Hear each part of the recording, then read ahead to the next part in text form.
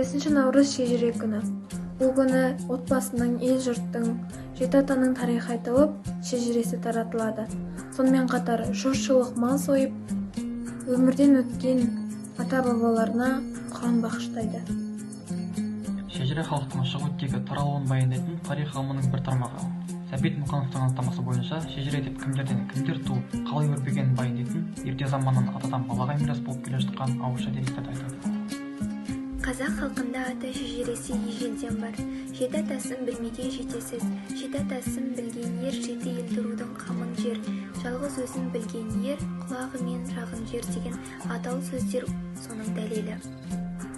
Әр үйдің үлкендері өмірде өткен ата-бабамыздың, ағайын бауырымыздың жақсы істері мен қуанышты сәттерін келешек ұрпаққа әңгімелеп отырған. Еліміздің тарихы, ерлігі баяндалады. Заманнан келе жатқан дәстүр десек те болады. Шежіре ата-бабамыздан ұрпақтан ұрпаққа жалғаса келеді. Кең болсын қазағымның керегесі, кетпесін Алла берген берекесі, Алаштың баласына нәсіп болған құтты болсын наурыз мерекесі.